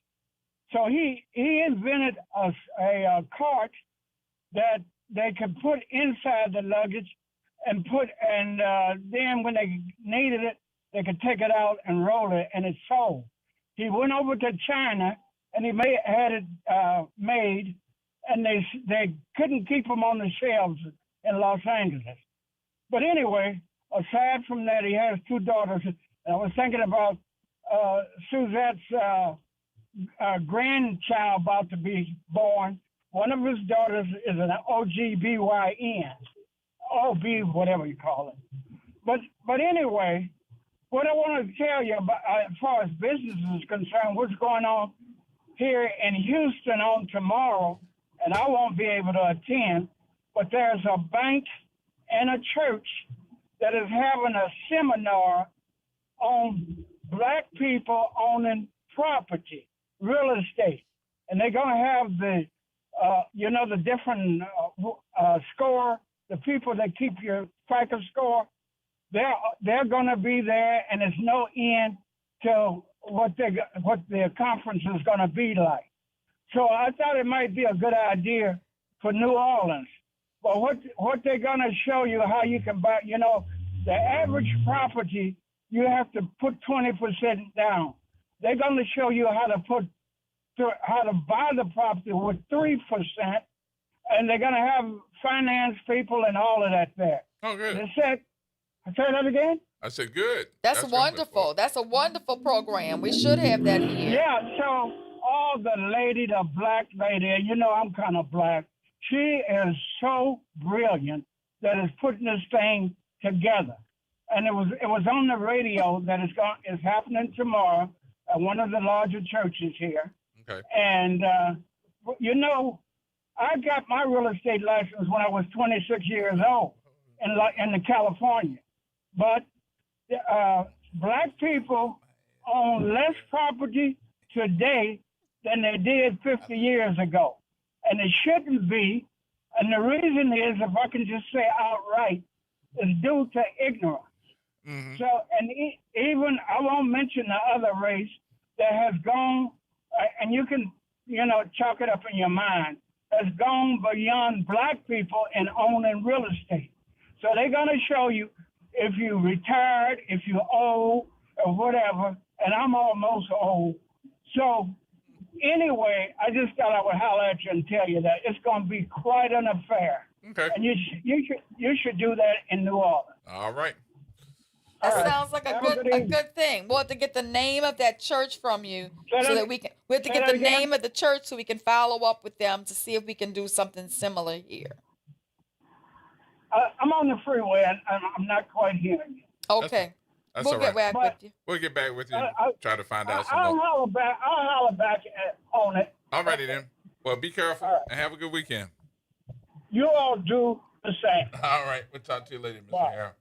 All right, Jay. Real quick, the gentleman, I can't pronounce his first name, Richie Lou Dennis, was talking about the Essence Festival. I don't know if y'all saw his podcast. Well, not his podcast, but he was on a podcast with Earn Your Leisure, and he was talking about it. I meant to call in yesterday. But if y'all get a chance over the weekend, it's probably about 90 minutes. I know y'all going to be partying this weekend, but maybe on Sunday. But I thought it was, from what I've read, the comments said it was pretty good. So, what did he say? Give us a synopsis here, summary. I didn't get a chance to listen to it yet. I got children, and I got to track them down, make sure they do their chores and homework. But being a dad ain't nothing like being a dad. The fact that he has to track them track them down to make sure they're doing their homework. It's Friday, man. Come on. Well, the day they were off, but you know how it is. They get in that room, and the next thing you know, they on the video game or they on the phone, and it was too late to take the trash out, but it ain't too late to get on that game. So stay on them, Dad. That's how you make them productive human beings. Stay on them. Hey, that is true, because I told them when you get 18, you're gonna have to make a choice. You're gonna do something. So, but it's all good. But I'm gonna listen to it this weekend. We can talk about it. And who is it again? I'll have a good time. It's Earn Your Leisure. They're called EYL, and it came on. It's on YouTube, but it came on yesterday yesterday. Okay, Earn Your Leisure, a top-rated Yeah. business and financial literacy podcast hosted by Rashad Bilal and Troy Millings. We'll have to catch Correct. that. What is it? Earn Yeah, Your and the name of- Leisure. The name of this one was called Why Selling Isn't Selling Out. But I know a lot of people talked about Essence this year, but I had friends who came and they said they enjoyed it. They said this year because even though there were not a lot of people, they were able to come down from the top or midsection and get to the floor because after a certain time. Right, because there was so many people that did not show up on the floor with the floor seats. Right. Yep, you are correct. And I think one of the artists, I'm not mistaken, didn't one of the artists tell the folks, come on down? I wasn't sure, but one thing we have to be careful is talking about what we don't like because somebody else will gladly take Essence and it may never come back. Yep. So we are very, very careful. So I'm not going to sit up here and tell you what I don't like, but I will tell you this. I think that they're going to do better. I do think they got to do better. And evidently the artists do too. That's why Stephanie Mills wrote that letter to them and chastised them. So, okay. But we'll see. I'm going to see listen that. to it. I'm going to listen to it and see what we Good got. one. Thank you, my friend. I appreciate you, Jay. Jay going to get on them about their homework this weekend. They're like, the weekend? Come on, Pop. Stay on them, stay on them. You like stay on them, stay on them. That's it. That's going to wrap things up for us, folks. We appreciate you for being a part of the conversation. We'll be back on Monday, and we'll see if Christian gonna pop out and show. Hopefully he'll wait till after the party tomorrow. Yes, indeed. So everybody come to the party tomorrow. Tomorrow at the Vault. 8 to midnight, 501 Verrett Street, all-white party. It's the all-white party. Wear your white and come on out. No fee for admission. Come on out. Come on in. Let's have some fun. Food and drinks and all that gonna be there. So we hope to see you. All right, y'all. Have a good and safe weekend.